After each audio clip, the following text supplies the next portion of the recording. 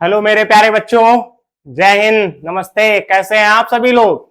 जैसा कि मैंने कहा था कि जो रसायन विज्ञान है हमारा कक्षा 10 के लिए, खासकर यूपी बोर्ड के बच्चों के लिए, तो उसकी एक बेहतरीन और बहुत ही अच्छी क्लास जल्द से जल्द हम लेके आएंगे। तो वो दिन दूर नहीं है, आज आ चुका है वो दिन, जिसमें आपको उम्मीद होगी कि लगभग पूरा चैप्टर आपका खत्म कर दिया जाएगा। जो पहला हमारा अध्याय था रासायनिक अपक्रियाएं एवं समीकरण। तो आप लोग हमारे चैनल से जुड़ते रहिए और चैनल पे क्लासों को देखते रहिए। कौन से चैनल पर? टॉपर्स वे प्लस क्लासेस पर। तो आज जैसा कि हम लेके आए हैं आपके लिए पहले अध्याय की रासायनिक समीकरण एवं उनकी इक्वेशन या उनको संतुलन करना, काफी सारी चीजें हम लोगों ने सीखा।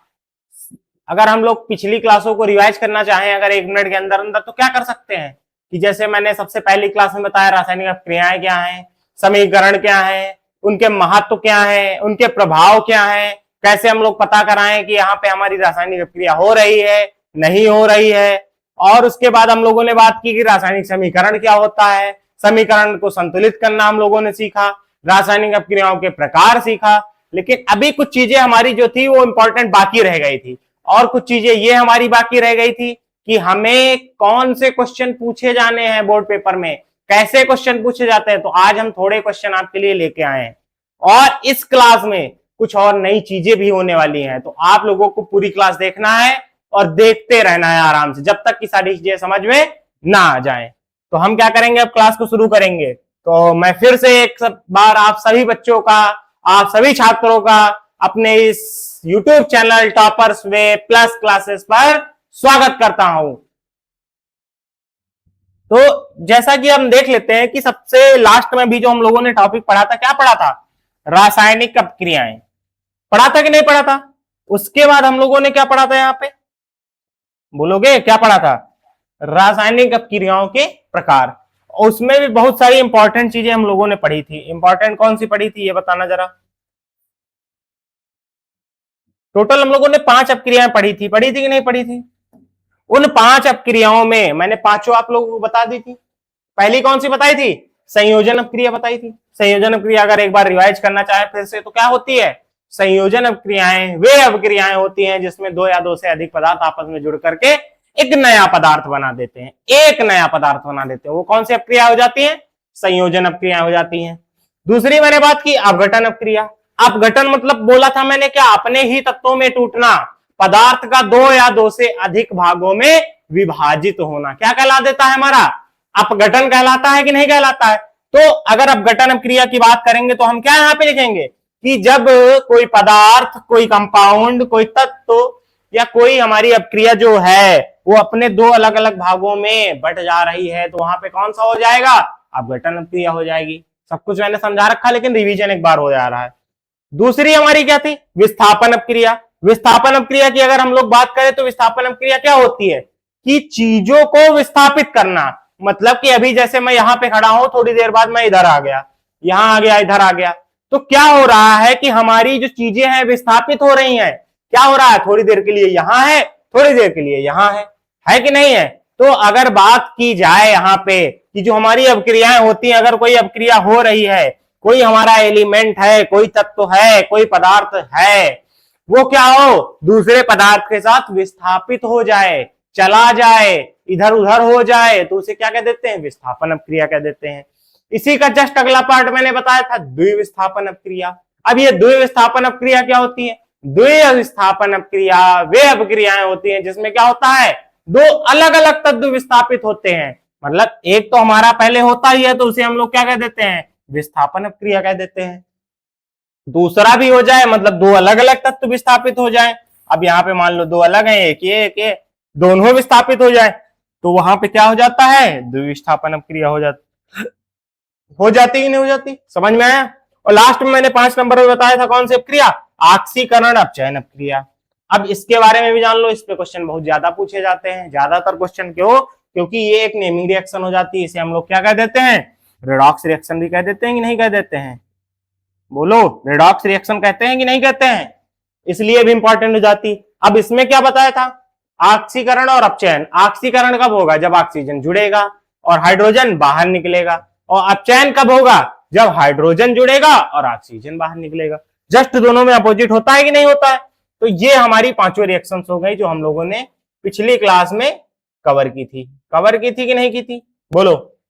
अब आगे देखते हैं कि कुछ शायद हमारी रिएक्शन और पूछी जाती है। मैंने देखा है कि बोर्ड पेपर में कुछ हमारी रिएक्शंस ऐसी और होती हैं जो ज्यादातर पूछी जाती हैं, उनके बारे में एक बार देख लेते हैं। अब जैसे यहां पे बोली गई कौन सी रिएक्शन? अवक्षेपण अपक्रिया। ये अवक्षेपण अपक्रिया क्या होती है इसको जानने की कोशिश करें। मैंने बताया भी था, हमारा जब विस्थापन या द्विविस्थापन चल रहा था तो वहां पे मैंने बताया था क्या बनना? अवक्षेपों का बनना। जैसे अच्छा याद करो, पहली क्लास जो हमारी हुई थी उसमें मैंने बताया था रासायनिक क्रियाओं के प्रभाव में अवक्षेप बनते हैं। बनते ही नहीं बनते? तो ये अवक्षेपण अपक्रिया वहीं से आई है। इसमें क्या लिखा है? जब दो जलीय विलयनों को एक्वस सॉल्यूशन। अब ये समझो कि ये एक्वस सॉल्यूशन क्या होता है। मतलब क्या होता है कि जैसे जेली देखी है तुम लोगों ने, जेली नाम सुना है? जेली वाली टॉफी खाते हो कि नहीं खाते हो? खाते हो ना? तो वो क्या रहती है? ना ज्यादा लिक्विड रहती है, मतलब उसमें एकदम वाटर की तरह फ्लोएशन नहीं होता है कि पानी की तरह वो बहती रहती है, और ना ही बिल्कुल सॉलिड रहती है बर्फ की तरह कि उसको फूटा। जो अदर टाफियां हमारी आती हैं तो ऐसा तो नहीं रहता पूरी प्रॉपर सॉलिड रहे जिसको तोड़ नहीं सकते। क्या होती है? ना ज्यादा लिक्विड होती है, ना ज्यादा तरल रहती है, ना ज्यादा ठोस रहती है। रहती कि नहीं रहती? वो कौन से सॉल्यूशंस हो जाते हैं? वो एक्वस सॉल्यूशंस हो जाते हैं। हो जाते कि नहीं हो जाते? को मिलाने पर अविलेय ठोस पदार्थ बनता है तो उसे क्या कह देते हैं? अवक्षेप क्रिया कह देते हैं, प्रेसिपिटेशन रिएक्शन कह देते हैं। कह देते हैं कि नहीं कह देते हैं? अब जैसे अगर इसके एग्जाम्पल की बात करें, एक बार फिर से देखें अगर, तो फिर से अगर देखना हुआ तो हम क्या कह सकते हैं?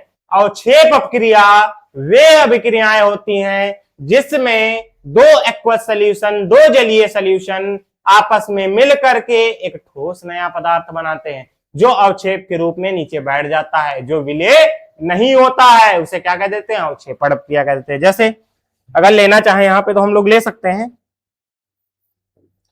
AgNO3। क्या ले लिया? सिल्वर नाइट्रेट ले लिया। इसकी रिएक्शन किससे करा दी मैंने? NaCl से करा दी। तो ये अब क्या करेगा? क्या करेगा? यहां पे देखो AgNO3 था तो Ag किसको लेके हटेगा? AgCl बना लेगा और क्या बनाएगा? NaNO3 बनाएगा। बनाएगा कि नहीं बनाएगा? सोडियम नाइट्रेट बना लेगा। बैलेंस अगर देखनी होगी तुम लोगों को बैलेंसिंग मैंने सिखाया है, अच्छे से जाके इसको बैलेंस कर सकते हो, आराम से कर सकते हो कि नहीं कर सकते हो? कोई दिक्कत यहां पे नहीं ना? अब आगे देखते हैं कि आगे मैंने क्या बताया है। अब देखो एक और अभिक्रिया तुम लोगों से पूछी जाती है पहले चैप्टर में जो शायद छूट गई थी या मैंने बताया नहीं था, मैंने सोचा था बाद में बताऊंगा। कौन सी अपक्रिया है ये? उदासीनीकरण अपक्रिया। कौन सी है? उदासीनीकरण। बोलते नहीं उदासीन हो जाना, चीजें उदासीन हो जाना। तो इसमें क्या लिख सकते हैं हम लोग कि उदासीन अपक्रिया वे अपक्रियाएं होती हैं जिसमें क्या हो? हमारा एसिड, मतलब कि क्या हो? एसिड। एसिड मतलब अम्ल। अम्ल होता है ये क्या होता है? अम्ल। अम्ल की अगर बात करें तो जिसमें क्या हो? H+ आयन हो। कौन से आयन हो? H+ आयन हो। क्षार मतलब बेस, इसमें क्या हो सकते हैं हमारे? OH- आयन हो सकते हैं। हो सकते हैं नहीं हो सकते हैं? तो वो कौन से होते हैं? ये हमारा अम्ल होता है, ये हमारा क्या होता है? क्षार होता है। जब किसी अम्ल और क्षार को आपस में अपक्रिया कराई जाए, आपस में मिलाया जाए और उसके बाद उससे क्या प्राप्त हो? लवण प्राप्त हो, मतलब कि साल्ट बन जाए। नमक खाया है तुम लोगों ने कि नहीं खाया है? तो वो अभिक्रिया क्या कहला देती है हमारी? उदासीनीकरण अभिक्रिया कहला देती है कि नहीं कहला देती है? फिर से देखो लिखा है यहाँ पे, जब अम्ल और क्षार आपस में अभिक्रिया करके लवण तथा जल बनाते हैं तो इस अभिक्रिया को उदासीनीकरण अभिक्रिया कह देते हैं। इस प्रक्रिया में अम्ल और क्षार के गुण समाप्त हो जाते हैं। मतलब क्या बोला गया? ये अम्ल और क्षार के गुण समाप्त होना मतलब हमने अगर कोई अम्ल लिया थोड़ी देर के लिए, देखो अम्ल की मैंने क्या बोला? अम्ल ले सकते हैं, मैंने मान लो लिया HCl लिया, इसको रिएक्ट किससे कराया? मान लो NaOH से कराया, ये हमारा क्षार है कि नहीं है? अब मैंने क्या बोला? ये क्या बनाएगा? एक ये क्या बनाएगा? लवण बनाएगा नहीं बनाएगा? तो Na किसके साथ रिएक्ट करेगा? Cl के साथ रिएक्ट करेगा तो क्या बना लेगा? NaCl बना लेगा। और OH और H रिएक्ट करके क्या बनाएगा? H2O बनाएगा कि नहीं बनाएगा? ये हमारा क्या हुआ? ये हमारा हुआ साल्ट, मतलब लवण हुआ। और ये हमारा क्या हुआ, जल हुआ, वाटर हुआ कि नहीं हुआ, कोई दिक्कत, ये हमारा जल हुआ कि नहीं हुआ। तो मैंने क्या बोला, जब एसिड मतलब कि अम्ल और क्षार को आपस में रिएक्ट कराते हैं, आपस में अपक्रिया कराते हैं, तो वहां पे क्या बन जाता है हमारा, लवण बन जाता है, साल्ट बन जाता है, और क्या बन जाता है, जल बन जाता है, पानी बन जाता है। और ये जब जो बात नीचे वाली लाइन में लिखी गई है कि क्या बोला गया है कि यहाँ पे अम्ल और क्षार के क्या होते हैं, गुण खत्म हो जाते हैं। क्या यहाँ पे देखो HCl था, यहाँ पे हमारा क्या था, NaOH था, ये हमारा एसिड है, अम्ल है, ये हमारा क्षार है, ये है कि नहीं है, ये क्षार है कि नहीं है, और ये अम्ल है कि नहीं है। तो क्या यहाँ पे दिखाई दे रहा है कहीं पे अम्ल क्षार, अम्ल और क्षार कहीं दिखाई दे रहा है, नहीं दिखाई दे रहा है ना। ये क्या बन गया है, यहाँ पे लवण बन गया, साल्ट बन गया कि नहीं बन गया। तो ये हमारी अपक्रिया कौन सी कहला दी, उदासीनीकरण अपक्रिया कहला दी। कौन सी अपक्रिया कहला दी, यहाँ पे उदासीनीकरण अपक्रिया कहला दी, कहला दी कि नहीं कहला दी, कोई दिक्कत। आगे देखो, अब उदासीनी अपक्रिया के विशेषताएं पढ़ लेते हैं। इसमें कौन कौन सी विशेषताएं होती हैं, ये जो हमारी अपक्रिया है इसकी कोई ना कोई विशेषता होगी, तो कौन सी विशेषता हो सकती है, क्या चीजें हो सकती हैं, ये पता करना जरूरी है कि नहीं जरूरी है। तो क्या हो सकता है, पहले क्या बोला गया है कि अम्ल और क्षार की अपक्रिया से हमारा क्या बनता है, लवण और जल बनता है। जैसा कि मैंने अभी आपको बता दिया है कि अम्ल और क्षार की अपक्रिया से क्या बनेगा, लवण बनेगा, साल्ट बनेगा। दूसरी क्या बोली गई, इस अपक्रिया में अम्लीय एवं क्षारीय गुण समाप्त हो जाते हैं। ये भी हम लोगों ने देख लिया कि ना अम्ल का कोई गुण बचेगा और ना क्षार का कोई गुण बचेगा, बचेगा तो क्या बनेगा, लवण बनेगा, उसी के गुणों की बात की जाएगी। आगे बोला गया यह सामान्यतया उष्माक्षेपी अपक्रिया होती है, अर्थात इसमें उष्मा निकलती है। उष्माक्षेपी की बात क्या होती है, उष्मा का निकलना, हीट का निकलना। और शोषी, देखो दो चीजें होती हैं, एक तुम्हारी छेपी होती है, ये देखो यहाँ पे जैसे लिखी हुई, कहां गई, ये एक छेपी लिखी रहती है, एक शोषी लिखी रहती है, लिखी रहती नहीं रहती। छेपी का मतलब होता है कि निकलना, शोषी का मतलब वो अवशोषण करना, मतलब कि उष्मा का लेना, होता है कि नहीं होता है। ये अभिक्रियाएं क्या होती हैं, उष्मा छेपी होती है, मतलब क्या करती हैं, हीट को बाहर निकालती हैं, निकालती ही नहीं निकालती। आगे बात करते हैं कि इस अभिक्रिया का उपयोग अम्लीय क्षारीय घोल को उदासीन बनाने के लिए किया जाता है। ये सबसे इंपॉर्टेंट पॉइंट है। पॉइंट इंपॉर्टेंट इसलिए है कि अगर क्वेश्चन कभी पूछा जाता है कि हम क्षार और अम्ल के गुणों को कब समाप्त कर सकते हैं, उदासीनीकरण के द्वारा समाप्त कर सकते हैं कि नहीं कर सकते। और उदासीनीकरण हमारा कहलाता क्या है, उदासीनीकरण हमारा यह कहलाता है कि जब अम्ल और क्षार को आपस में मिला दें तो उससे हमारा क्या बन जाए, लवण बन, साल्ट बन जाए, लवण बन जाए। तो वहां पे क्या होगा, अम्ल और क्षार के गुण समाप्त हो जाएंगे। जब समाप्त हो जाएंगे तो उसमें कोई ना कोई रिएक्शंस होती रहेगी। आगे देखते हैं, यहां तक समझ में आया। अच्छा, उस दिन हम लोगों ने तुमको, हमने क्या किया था, तुम लोगों को बहुत सारी रिएक्शंस दी थी संतुलित करने के लिए। कुछ उसमें संतुलित भी मैंने की थी, कुछ पहले से थी और कुछ करने थी। क्या तुम लोगों ने किया था, किया था, नहीं किया होगा, मुझे पता है तुम लोग करते नहीं हो। उसको करो, प्रैक्टिस करो, जो नहीं आए कमेंट करो जल्दी से जल्दी, और जल्दी से जल्दी चैनल को सब्सक्राइब करो, लाइक करो, जिससे क्या हो कि हम लाइव कमेंट तुम लोगों के पढ़ सके। लाइव कमेंट पढ़ सके तो लाइव जवाब दे सकते हैं, दे सकते हैं नहीं दे सकते हैं। तो और क्या चीज है कि ये जो हमारी फ्री क्लासेस चल रही हैं, तुम लोग अगर क्या करोगे, इन्हीं सारी क्लासों को अपने दोस्तों, अपने भाइयों, अपने बहनों के साथ शेयर करोगे तो वो भी तो अच्छे से पढ़ सकते हैं। पढ़ सकते हैं नहीं पढ़ सकते हैं, क्यों फालतू में पैसे जाके बर्बाद करो, आराम से पढ़ो ऐसे ही। बस चैनल को सब्सक्राइब करो, लाइक करो, कमेंट करो ज्यादा से ज्यादा। अब देखो यहाँ पे बात क्या की गई कि संतुलित रासायनिक समीकरण का महत्व। महत्व क्या है भाई, अगर देख ले थोड़ी देर के लिए, ऐसे मान लो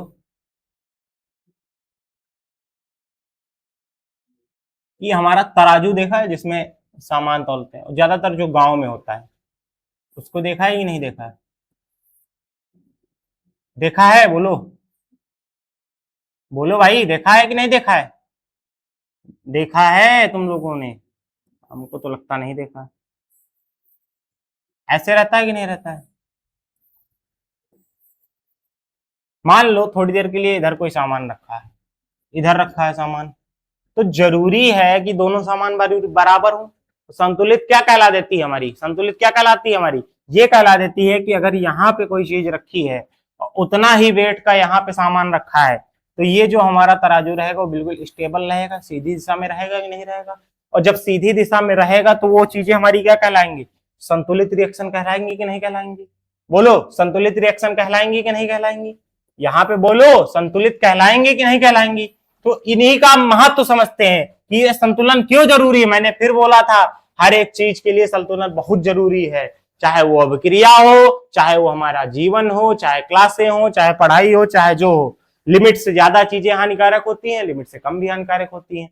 तो हमें अगर ये पता चल जाए कि ये चीजें बैलेंस हैं, सारी चीजें नियमित रूप से चल रही हैं, सुचारू रूप से चल रही हैं, तो वो चीजें हमेशा ग्रोथ करेंगी, करेंगी कि नहीं करेंगी। तो इन्हीं के महत्वों को एक बार हम लोग पढ़ लेते हैं। क्या पढ़ते हैं, यहाँ पे जैसे बोला गया है कि यह द्रव्यमान संरक्षण के नियम का पालन करता है। अब द्रव्यमान संरक्षण का नियम क्या था। द्रव्यमान संरक्षण का नियम ये था कि अभिकारकों के जो द्रव्यमान हो, अभिकारकों का जो हमारा द्रव्यमान हो, वही उत्पाद का द्रव्यमान होना चाहिए। मतलब जो हमारे अभिकारक हैं उनका जितना द्रव्यमान है वही हमारा क्या हो, उत्पादों का द्रव्यमान हो। ठीक, आगे बोला गया अभिकारक में भाग लेने वाले पदार्थों की सही मात्रा बताता है। कि हमें पता है कि जैसे कोई अभिकारक है, क्योंकि अभिकारक क्या होता है, जिनसे रिएक्शंस बनती हैं। मान लो कि अभी हमने Na लिया, Cl लिया, दोनों अलग अलग लिए। Na अभी एक अभिकारक हुआ, Cl एक अभिकारक हुआ।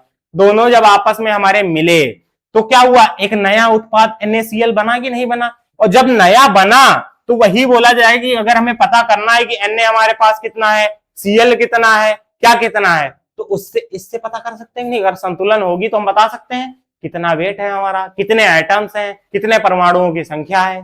तीसरी बात हम करते हैं कि रासायनिक गणनाओं में सहायक होता है। बिल्कुल होता है कि अगर हमें केमिकल प्रॉपर्टीज निकालनी है, रासायनिक महत्व उसके निकालने हैं, तो उसमें योगदान देगा कि नहीं देगा, समझ में आएगा कि नहीं आएगा। और जो अभिक्रियाएं होती है, अच्छा ये समीकरण मैंने एक बार अगर रिवाइज कराना चाहूं मैं कि समीकरण क्या था कि रासायनिक अभिक्रियाओं को उनके प्रतीकों के माध्यम से लिखना था कि नहीं था। तो यहाँ पे क्या दिया गया, अभिक्रियाओं को वैज्ञानिक और सही रूप से दर्शाया जा सकता है।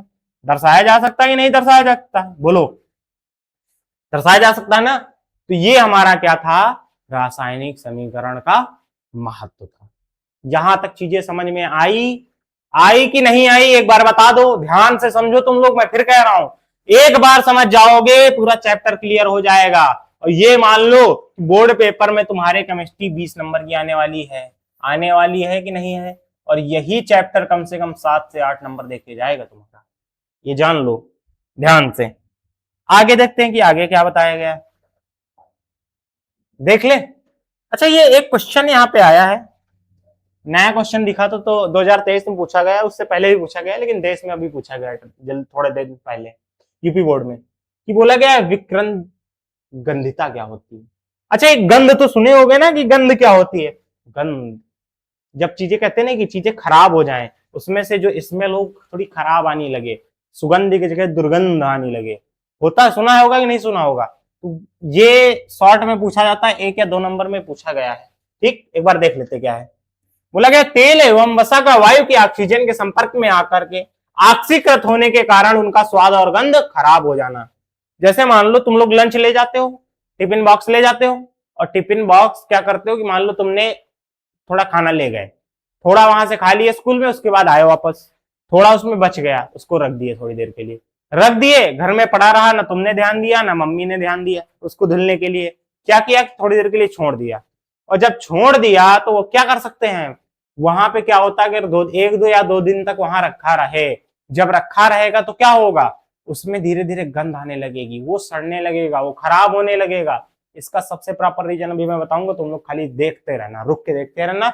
और बहुत अच्छी चीज अभी हम दिखाएंगे, बिल्कुल यहाँ पे प्रैक्टिकल करके दिखाने वाले हैं इस चीज का, ध्यान देना तुम लोग बस। तो क्या बोला गया, तेल एवं वसा का वायु की ऑक्सीजन के संपर्क में, क्यों, क्योंकि एटमॉस्फेयर में हमारा ऑक्सीजन होता है कि नहीं होता है, ऑक्सीजन होता है कि नहीं होता है। उसको जब संपर्क वहां पे मिलेगा, तो संपर्क जब मिलेगा तो उसमें क्या आएगा, वो सड़ने लगेगा, खराब होने लगेगा, उसमें गंध आने लगेगी, स्मेल आने लगेगी, तो वो क्या हो जाएगा, रेंसिडिटी हमारी कहना लगेगी। रेंसिडिटी पता है क्या होता है, विकृत गंधिता होता है। इतना समझ में आया, 1 से या 2 नंबर में पूछा जाता है, अगर पूछा गया तो तुम लोगों की लक की बात है, बहुत अच्छा रहेगा ये। ठीक रहेगा कि नहीं रहेगा। एक और चीज आई थी, संचारण भी पूछा गया है। ये सब पूछा गया है, कुछ ऐसा नहीं है कि जो बोर्ड पेपर में ना पूछा गया हो, समझ गए। ये सब कुछ पूछा गया है, ये जान लो तुम। देखते हैं संचारण क्या था। अच्छा, संचारण से कुछ दिखाई दे रहा है, एक बार पढ़ते हैं, उसके बाद समझने की कोशिश करते हैं आम जिंदगी के लिए। क्या पढ़ते हैं कि जब कोई धातु वायु के ऑक्सीजन की नमी या अन्य रासायनिक पदार्थों के संपर्क में आकर के धीरे धीरे अपनी चमक खो देती है और उसकी सतह पर अवांछित पदार्थ की परत जम जाती है, तो इस प्रक्रिया को क्या कह जाते हैं? संचारण कह देते हैं, कोरिजन कह देते हैं। मतलब कि अगर कोई हमारा पदार्थ है, कोई मेटल है या कोई तत्व है, उसको किसके संपर्क में आना है? ऑक्सीजन या जल के संपर्क में आना है, तो वो क्या करे? अपनी चमक खो दे, अपने रंग में परिवर्तन कर दे, तो वो क्या कहला देता है? हमारा संचारण कहला देता है। क्या कहला देता है? संचारण कहला। जैसे चांदी सब लोग जानते हैं कि नहीं जानते? सिल्वर। अच्छा, सिल्वर को थोड़े दिनों के लिए अगर पहना जाए, पहनने के बाद देखते हो वो काली हो जाती है कि नहीं हो जाती है?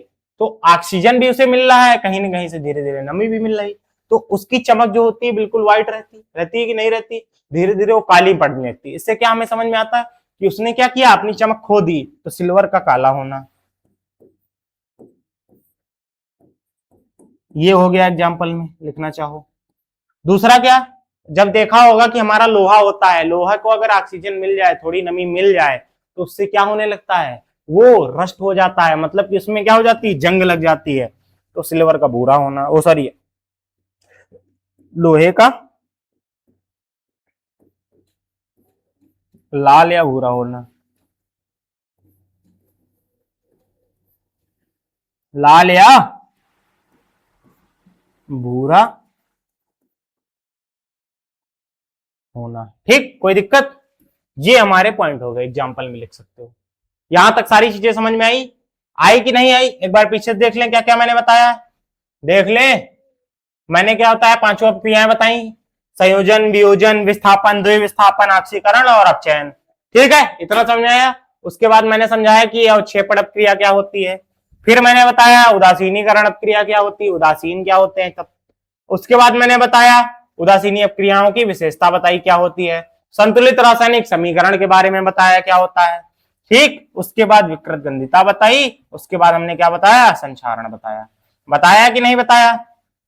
अब देखो, कभी कभी क्या होता है, हमारे कुछ क्वेश्चन बहुत ज्यादा पूछे जाते हैं। बहुत ज्यादा क्या, पूछे तो जाते ही हैं, और कैसे पूछे जाते हैं ये हम आपको बताने वाले हैं, और जल्दी से जल्दी बताने वाले हैं। ठीक है, इसको देखते हैं कि एक हमारा होता है क्या। अच्छा, दो चीजें होती है। अभी तक तो हम लोग रासायनिक अपक्रियाएं पढ़ रहे थे, ये पहले भी मैंने क्लासों में बताया है। एक बार देख लो कि इससे क्वेश्चन पूछा गया है, क्या पूछा गया है, एक बार देख लेते हैं। जो चेंजेस रहते हैं, जो परिवर्तन रहते हैं, हमें पता कितने होते हैं? दो तरीके के होते हैं। एक क्या होता है हमारा? रासायनिक परिवर्तन होता है कि नहीं होता है? एक क्या होता है हमारा? भौतिक परिवर्तन होता है। अच्छा सॉरी,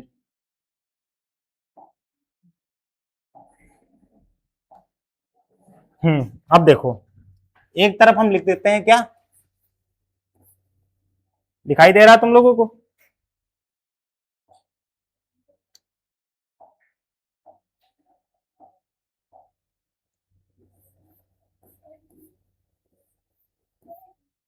रासायनिक परिवर्तन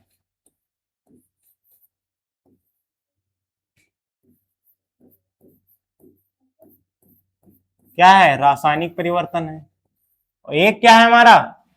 भौतिक परिवर्तन है। क्या है हमारा?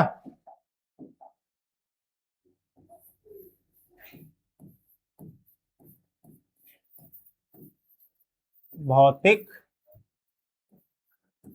परिवर्तन।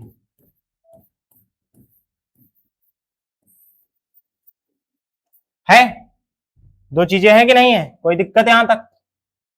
बोलो, है कोई दिक्कत किसी को?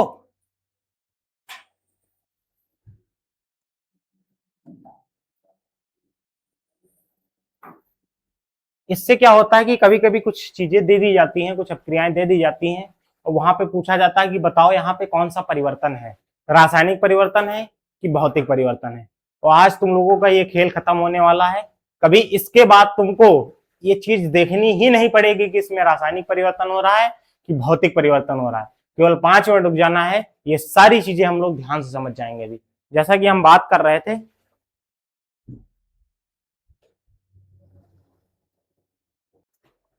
तो हम बात कर रहे थे यहाँ पे क्या, रासायनिक परिवर्तन और भौतिक परिवर्तन की कर रहे थे कि नहीं कर रहे थे। अब यहाँ पे हम लोग देखते हैं क्या रासायनिक परिवर्तन और भौतिक परिवर्तन क्या आता है। अगर कुछ एग्जाम्पल लेके, कुछ प्रैक्टिकल लेके समझना शुरू करें तो समझ सकते हैं कि नहीं समझ सकते, समझ सकते हैं। थोड़ी देर के लिए बात करते हैं कि भौतिक परिवर्तन क्या होता है। भौतिक परिवर्तन हमारा वह परिवर्तन होता है जिसमें क्या हो, किसी का शेप बदल जाए, आकार बदल जाए, अवस्था बदल जाए, वो क्या होता है, भौतिक परिवर्तन होता है। अगर इसके एग्जाम्पल की बात करें, कर सकते हैं। जैसे मेरे पास यहाँ कुछ रखा हुआ है कि सपोज दैट ये क्या है, एक ओनियन है कि नहीं है, एक प्याज है कि नहीं है। अगर क्या करें, इस प्याज को इस चाकू से क्या करें, ऐसे करके आराम से, हमने क्या किया, ये पूरा था, अब देखना यहां पे मैंने क्या किया, इसको कट कर दिया। देख रहे हो, पहले ये पूरा ऐसे जुड़ा हुआ था, एक हमारा अलग शेप आ रहा था कि नहीं आ रहा था। मैंने क्या किया, चाकू उठाया, इसको कट कर दिया, दो अलग अलग शेप निकल के आए। देख रहे हो, दोनों का शेप दिख रहा तुम लोगों को, अलग अलग है कि नहीं है, ये देख लो, पास से देख लो, अलग अलग है। यहां पे देखे कि अगर थोड़ी देर के लिए बात करें तो पहला जब हमारा बना हुआ था तो ऐसे शेप में बना हुआ था कि नहीं बना हुआ था। बीच से मैंने कट कर दिया तो एक ऐसे शेप में आ गया और एक हमारा ऐसे शेप में आ गया कि नहीं आ गया। तो क्या हुआ, मैंने क्या बोला, आकार में परिवर्तन। इसके क्या हुआ, आकार में परिवर्तन हुआ कि नहीं हुआ, हुआ कि नहीं हुआ, हुआ ना। ये हमारा एक एग्जांपल हो गया।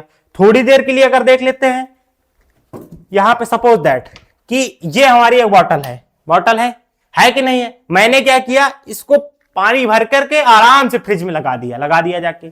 उसके बाद अगर इस बॉटल को कट करके हमने निकाला और बॉटल को जब कट किया तो क्या होगा, इसी के शेप की हमारी यहां पे, इसी के शेप की क्या होगी, बर्फ जम के मिलेगी कि नहीं मिलेगी। ऐसे ही शेप की बर्फ जम के मिलेगी कि नहीं मिलेगी, बोलो, मिलेगी ना। और इस बर्फ को अगर थोड़ी देर के लिए यहीं पे छोड़ दिया जाए तो ये बर्फ धीरे धीरे क्या होगी, पिघल के ऐसे क्या होगा, पानी के रूप में बहती चली जाएगी कि नहीं चली जाएगी, बोलो, चली जाएगी कि नहीं चली जाएगी। तो ये परिवर्तन जितने होते हैं ये कौन से होते हैं, भौतिक परिवर्तन होते हैं। कौन से परिवर्तन होते हैं, भौतिक परिवर्तन होते हैं। अवस्थाएं हमारी कितनी होती हैं, 3 होती हैं, ठोस होता है, द्रव होता है और गैस होता है। तीनों की पूरी डिटेल मैंने दूसरे वीडियो में तुम लोगों को बता रखी है। अब बात आती है यहां पे किसकी, रासायनिक परिवर्तन की, कि रासायनिक परिवर्तन क्या होता है। थोड़ी देर के लिए हम लोग देख लेते हैं कि हमारे पास क्या है। सपोज दैट क्या है, आज सब कुछ लेके आया हूं तुम लोगों के लिए, माचिस भी है, चाकू भी है, प्याज भी है, आलू कद्दू सब है, ठीक है, केला भी है, सब कुछ है। मान लो ये क्या है, एक तरीके का, देखना ध्यान से देखना, ये एक माचिस है कि नहीं है। और ये तुम लोगों को पता होगा कि यहां पे क्या होता है, ये किस चीज की बनी होती है, लकड़ी की बनी होती है कि नहीं होती है। मैंने क्या किया, इसको क्या किया, ऐसे जला दिया, और जलने के बाद देख रहे हो ये जल रही कि नहीं जल रही, जलती जाएगी। मान लो थोड़ी देर जलने के लिए दे देते हैं, तो 4-5 सेकंड दे देते हैं, ऐसे जला दिया। अब देख रहे हो एक चीज यहां से निकल रही, धुआं निकल रहा। मैंने तो जलाया ठोस को था, ये तो लकड़ी ठोस थी कि नहीं थी। और अच्छा, धुएं वाला तो भी और अच्छे समझ में आएगा। ये देख रहे होगे यहाँ पे, अभी थोड़ा गर्म है, देखता है ये देखो, ये देखो मेरे हाथों में काला काला दिख रहा है, नहीं दिख रहा है। यहां पे मैंने क्या किया, ठोस को जलाया और ये बदल किस में गई, काले रूप में, राख में परिवर्तित हो गई। तो इसमें कौन सा चेंज हुआ, हमारा केमिकल चेंज हुआ कि नहीं हुआ, बोलो, केमिकल चेंज की हुआ कि नहीं हुआ। और थोड़ी एक चीज समझने की कोशिश करते हैं, ये हमारे पास क्या है, ये एक धूप है जिससे भगवान की पूजा की जाती है। एक धूप की स्टिक है कि नहीं है। अब क्या करें, थोड़ी देर के लिए देखना, एक और तुम लोगों को केमिकल चेंज हम दिखाने की कोशिश करेंगे कि नहीं करेंगे, सब लोग देखना चाहेंगे। देखो मैंने क्या किया, इसको लगाया, इसको थोड़ी देर जलाते हैं। और ये सब घर पे नहीं करना, मेरे पास प्रॉपर सिलेंडर रखा हुआ है आग बुझाने वाला, कहो तो दिखाऊं मंगा के। देखो अभी जड़ी थोड़ा कम है, एक बार और जलाते हैं, ठीक है। परेशान नहीं होना, उबना नहीं है, परेशान नहीं होना। ये चीजें अगर एक बार याद आ गई, आदर्श सर ने समझाया था, जिंदगी में कभी भूलोगे नहीं तुम लोग, ठीक है, कभी भी नहीं भूलोगे, ये जान लो आज तुम। ध्यान देना, बस देखते रहना। देखो ये जलती हुई अभी दिख रही है, दिख रही नहीं दिख रही? पहली बात तो जल रही है, लाल कलर की हो गई। ये हमारे पास एक ठोस था कि नहीं था? ठोस था कि नहीं था? अब देखना कि ये जलता जाएगा, जलता जाएगा, और थोड़ी देर के बाद मैंने इसको क्या किया, बुझा दिया। तो देख रहे हो कि बुझा जब दिया तो इससे क्या निकल रहा है, धुआं निकल रहा है, और यही धुआं धीरे धीरे जलते जलते क्या हो जाएगा, राख में परिवर्तित हो जाएगा। जब हमारा राख बन जाएगा तो क्या होगा, मैंने लिया तो यहां पे एक छड़ी थी, यहां पे एक छड़ी ली थी कि नहीं ली थी, और इससे क्या हुआ, हमारा ये राख में परिवर्तित हो गया, और राख हमारे किस कलर की हो गई, काले कलर की हो गई। तो क्या हो गया, हमारा रासायनिक परिवर्तन हो गया। हो गया कि नहीं हो गया? हो गया कि नहीं हो गया? अच्छा, तुम लोगों से बात मैंने की थी, किया था कि ये प्रयोग घर पे नहीं करने हैं, और तब करने हैं कि जब हमारे पास प्रॉपर व्यवस्था हो, ऑक्सीजन सिलेंडर रखा हो, सारी चीजें उपलब्ध हो। देखना चाहोगे क्या तुम लोग कि ऑक्सीजन सिलेंडर है कि नहीं है? सब कुछ यहां रखा हुआ है। मंगवाएं क्या? बताओ, इच्छा हो तो मंगवाएं। अरे ले आओ भाई, ले आओ, इनको लोग दिखा दे हम। ठीक, अब देखो यहां पे एक और चीज हम लोग सीखने की कोशिश करते हैं। जैसे क्या होता है, किसी चीज को जलने के लिए ऑक्सीजन की जरूरत होती कि नहीं होती? और इसको अगर बुझाना हो तो किस चीज की जरूरत पड़ेगी? कार्बन डाइऑक्साइड की जरूरत पड़ेगी। पड़ेगी कि नहीं पड़ेगी?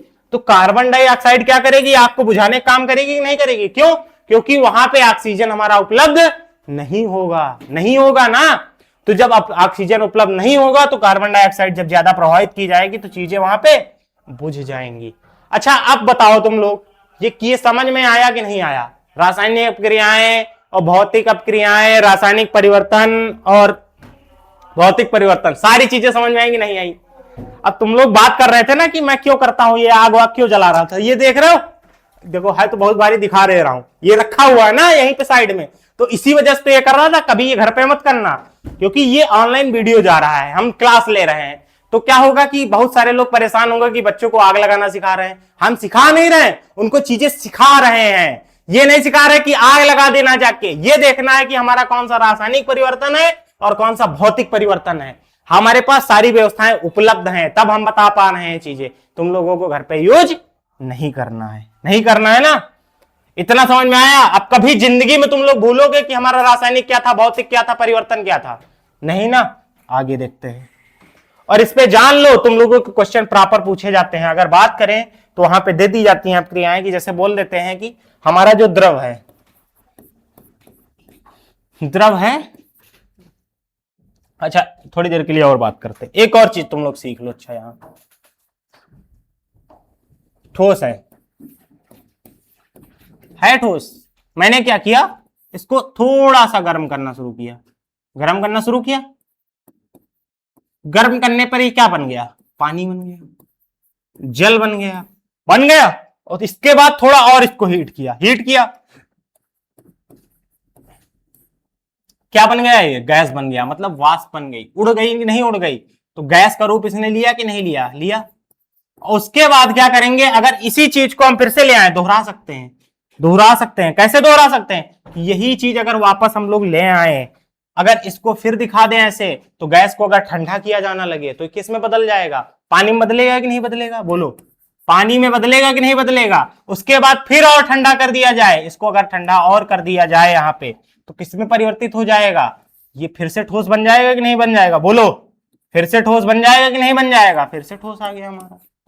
देख रहे हो कि अवस्थाएं क्या हो रही हैं, परिवर्तित होती चली जा रही हैं, होती चली जा रही कि नहीं चली जा रही हैं। तो ये जो अवस्थाओं का परिवर्तन होगा वो क्या होगा हमारा, क्या होगा? भौतिक परिवर्तन होगा। और जब इनमें क्या होगा, केमिकल्स का यूज होने लगेगा। जैसे अभी हमने जलाई थी ना अगरबत्ती, वहां पे राख बन गई थी कि नहीं बन गई थी? तो वहां पे कौन सा चेंज हो रहा था? केमिकल चेंज, रासायनिक परिवर्तन हो रहा था। अब बात कर लेते हैं कि हमारे बोर्ड पेपर में कुछ क्वेश्चन पूछे गए हैं, इसके ऊपर तो पूछे ही गए, कुछ और चीजों के ऊपर पूछे गए। वो क्या थे वो देखते हैं। जैसे यहां पे दिया गया है, दी गई रासायनिक अपक्रिया किस प्रकार की अपक्रिया है? ठीक, तुम लोग देख के बता सकते हो, यही गिरा के मारूंगा तुम लोगों को, देख लो कि क्या क्या दिया गया है, एक बार देखना। अच्छा,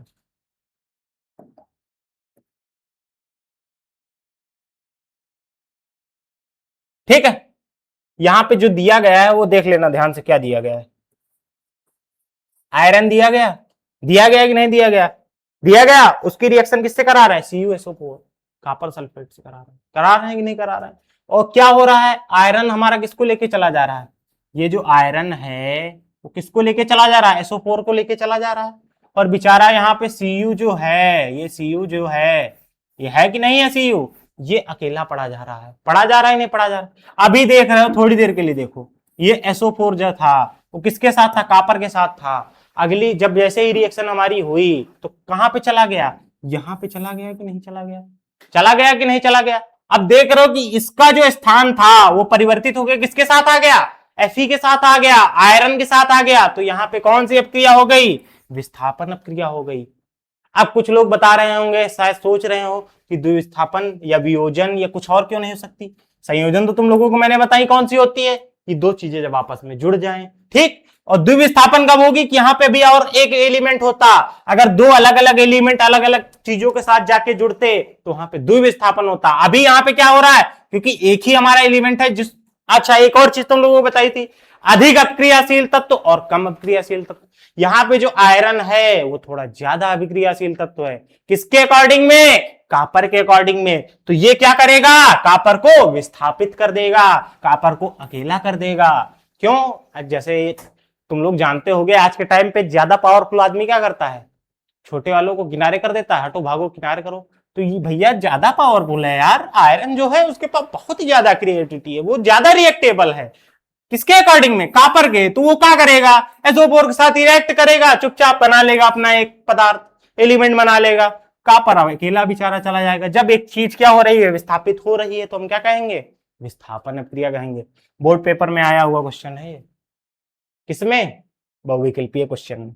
आगे देखो, बोला गया उपचयन और ऑक्सीकरण भी इसे कहते हैं, इसीलिए मैंने लिखा कि कभी कभी उपचयन और अपचयन भी लिख के आ सकता है। आ सकता है कि नहीं आ सकता है, बोलो जल्दी बोलो, आता है, आया भी हुआ है ये, कि बोला गया है कि ऑक्सीकरण के संबंध में निम्नलिखित में से कौन सा कथन सही है। अब तुम लोगों को मैंने बताया है कि ऑक्सीकरण कब होता है, फिर से अभी ही बताया है, अगर ना बता पाए तो बहुत खराब बात है तुम्हारे लिए। ऑक्सीकरण का होगा जब हमारा ऑक्सीजन जुड़ेगा, यहां पे ऐड होगा, होगा कि नहीं होगा, और हाइड्रोजन जो होगा वो क्या होगा, बाहर निकलेगा। और अब बात करते हैं कि एक अपचयन आता है, ऑक्सीकरण अपचयन दो होती कि नहीं होती हैं, उसमें क्या होगा, हमारा हाइड्रोजन जुड़ेगा और ऑक्सीजन बाहर जाएगा, ऑक्सीजन बाहर जाएगा, निकल जाएगा। तो यहां पूछा क्या गया है कि ऑक्सीकरण के संबंध में, तो ऑक्सीकरण के संबंध में क्या होगा, ऑक्सीजन का जुड़ना होगा कि नहीं होगा। यहां पे कौन सा ऑप्शन सही होगा, ये ऑप्शन सही होगा कि नहीं होगा, कोई दिक्कत। छोटे छोटे क्वेश्चन पूछे जाते हैं, एक एक दो दो नंबर देके चले जाएंगे, तुम लोग अगर रिवाइज करते रहोगे तो आराम से नंबर आएंगे। बस पढ़ते जाना है और टॉपर्स वे प्लस को साथ में लेके चलना है। अगर इसको तुम लोग साथ में लेके चलोगे, इसके बारे में सोचोगे, इससे पढ़ोगे, इससे समझोगे, तो धीरे धीरे आगे बढ़ते जाओगे।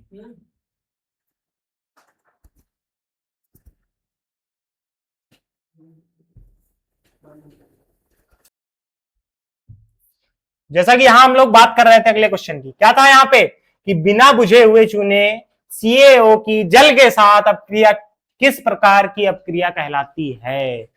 अब देखना यहाँ पे एक बार अपक्रिया करा लेते हैं ना, क्या जाता है हमारा, क्या बोला गया, CaO लिया गया कि नहीं लिया गया, इसको किसके साथ अपक्रिया करानी है, H2O के साथ अपक्रिया करानी कि नहीं करानी। तो इस पे क्या बन जाएगा हमारा, देखो CaOH का क्या बनेगा, होल ट्वाइज, मतलब कि बुझा हुआ चूना बनेगा। और क्या बनेगा यहाँ पे, देखो ये CaO था, एक ओ ये था, यहाँ पे क्या थे हमारे OH और H, था कि नहीं था।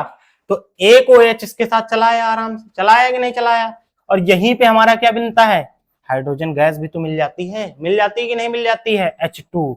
और रिएक्शन बैलेंस करना तुम लोग अच्छे से करना, ये बैलेंस नहीं है, बैलेंस कर सकते हो, ये तुम्हारे लिए एग्जाम्पल भी है, घर से बैलेंस करके लेके आना। और क्या मिलेगा यहाँ पे, ऊष्मा मिलेगी, क्या मिलेगी, हीट मिलेगी, ऊष्मा मिलेगी। तो अभी हम लोगों ने बात की कि ऊष्मा जब निकलती है तो वो क्या होती है, ऊष्मा शोषी होती है कि छेपी होती है? बोलो जल्दी, क्या होती है? छेपी होती है कि नहीं होती है? ऊष्मा का निकलना ऊष्मा छेपी कहलाता है कि नहीं कहलाता है?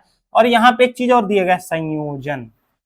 तो संयोजन में मैंने क्या बोला था कि दो अलग अलग पदार्थ आपस में जुड़ेंगे तो एक नया पदार्थ बनाएंगे, तो संयोजन होगा कि नहीं होगा? यहाँ पे क्या था, बिना बुझा हुआ चूना था, और यहाँ पे क्या था, जल था। ये दोनों आपस में हमारे रिएक्ट हुए, जब रिएक्ट हो गए तो क्या बना लिए, CaOH का होल ट्वाइस। बना लिए कि नहीं बना लिए?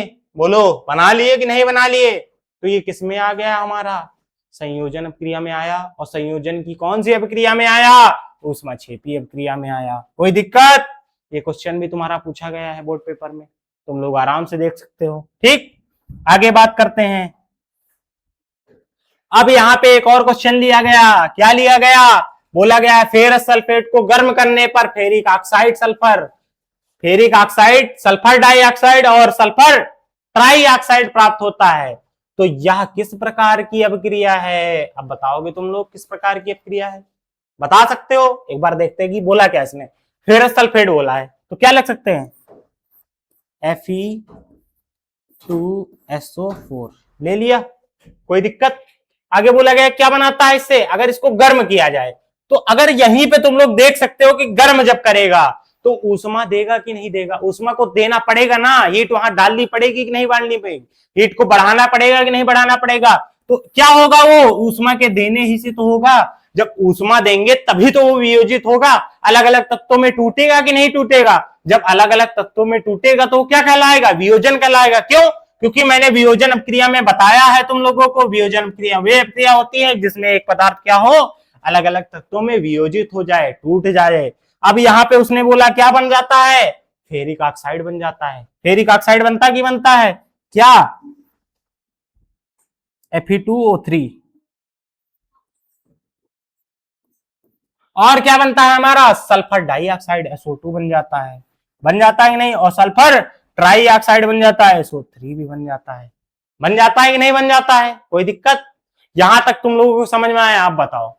ये क्वेश्चन भी आया हुआ है तुम्हारा बोर्ड पेपर में, पूछा गया है। ऐसा तुम लोगों को बहुत सारी चीजें दी जा सकती हैं, जैसे बोल दिया गया कि ZnCl2 वगैरह है, उसको अगर वियोजित किया जाए तो किसमें वियोजित हो सकता है। ठीक है, मान लो कॉपर सल्फेट है हमारा, तो उसको वियोजित किया जाए किसमें वियोजित हो सकता है। बहुत सारे जितने रिएक्शन थी, कम से कम मैंने तुम लोगों को शुरू से लेके तीनों क्लास में कम से कम 50 रिएक्शन बता डाली है अभी तक। 50 बता डाली है नहीं बता डाली? अगर तुम लोग वही 50 रिएक्शन रट लो आपस में, वही सारी चीजें तैयार कर लो, तो कोई रिएक्शन बाहर से इतनी जल्दी पूछी जाने वाली नहीं है। हम अब क्या करेंगे कि ये हमारा जो चैप्टर है पहला, रासायनिक अपक्रियाएं एवं समीकरण, वो हमारा किस ओर जा रहा है, इंडी की ओर जा रहा है। और यहाँ पे लगभग अगर देखी जाए तो हमारी सारी चीजें क्या हो चुकी हैं, खत्म हो चुकी हैं कि नहीं हो चुकी हैं।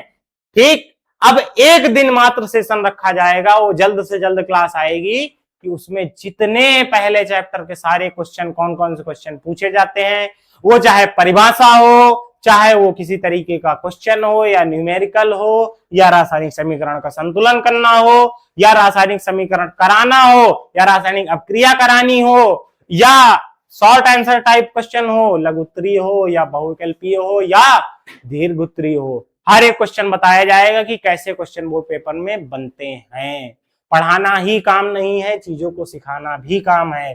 तो हम फिर कहेंगे कि आप लोग क्या करें, टॉपर्स वे प्लस चैनल को सब्सक्राइब करें, लाइक करें, शेयर करें, और जो चीजें यहाँ पढ़ाई जा रही हैं उनको पढ़ते रहें, समझते रहें, ध्यान से देखते रहें। Okay, thank you.